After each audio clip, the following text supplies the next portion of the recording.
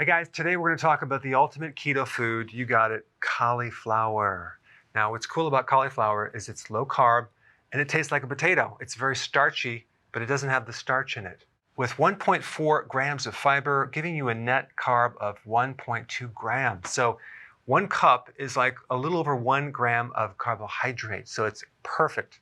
Now there's a couple additional things that are really good about cauliflower that go beyond just being low carb.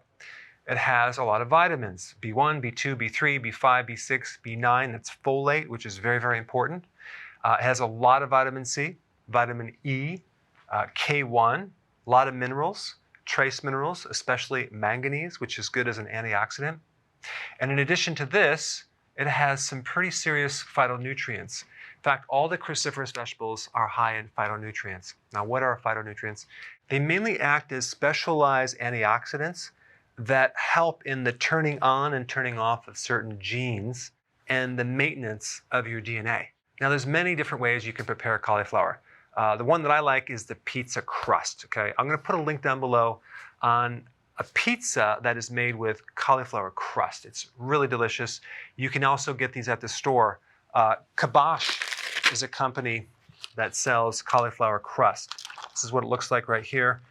And they have different crusts as well. They have a spinach pizza crust, pumpkin zucchini crust for like a dessert.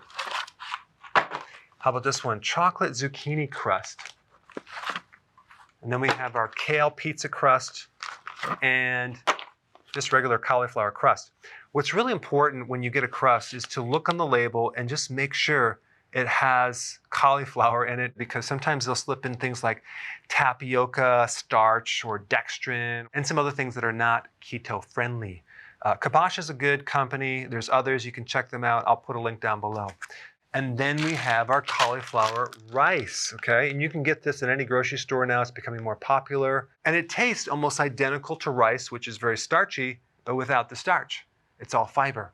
So this is a really good recipe. I'll put some links down below of some additional things. You can check it out. Now, one thing to remember when you're cooking cauliflower is the more you cook it, the more nutrients you destroy. 3 minutes of boiling equals 10 minutes of steaming. So if you were to steam it for like 5 minutes, you would actually preserve a lot more nutrients than even boiling it for 2 minutes. Now, the best way to preserve your nutrients is just to saute it.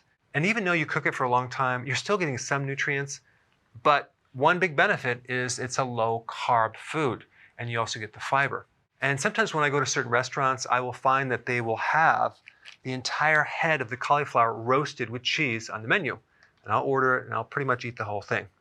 Anyway, there's a lot of ways to prepare cauliflower.